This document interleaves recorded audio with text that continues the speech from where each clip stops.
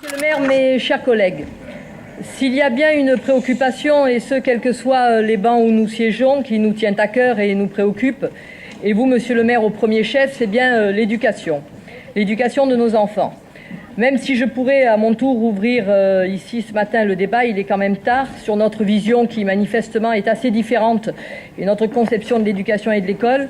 Je crois qu'il n'y a pas que les investissements qui comptent, mais que la qualité de la vie scolaire est quelque chose de fondamental. Alors la mise en place des périmètres scolaires correspond à un principe d'équité et d'égalité dans le fonctionnement du service public de l'enseignement. Mais cette mise en place de ces périmètres doit toutefois faire l'objet d'une large concertation avec l'ensemble des acteurs du système éducatif et notamment les parents. Ça me paraît tout à fait compréhensible puisque ça les touche directement, je dirais, dans la vie quotidienne de leurs enfants. De la même façon, il semblerait logique que les mairies de secteur, qui sont de véritables acteurs de proximité, soient elles aussi concertées sur cette sectorisation et sur l'objectif d'ailleurs de mixité sociale qui en est le corollaire. Nous vous l'avons souvent dit et même répété par la voix de Nadia Bria d'un conseil municipal à un autre. Enfin, il est évident que la mise en place de ces périmètres et leur actualisation dépend directement des mesures de la carte scolaire arrêtées par l'inspection d'académie et l'État. Les parlementaires en savent quelque chose. Alors les mesures de suppression des classes devraient elles aussi faire l'objet d'une large concertation pour être comprises et voire acceptées par les acteurs du système éducatif.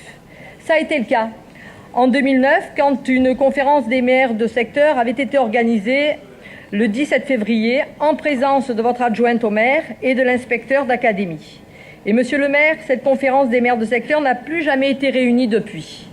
Or, la carte scolaire de la rentrée 2012 va entériner la fermeture d'une centaine de classes, la disparition de plus de 160 postes, dont une centaine, hélas, de postes RASED sur la quasi-totalité des secteurs de la ville. Marseille bouge, et là, pas forcément dans le bon sens. On ne peut pas instrumentaliser, je dirais, les parents d'Étienne Milan, de la Grotte Roland ou de l'école Flotte.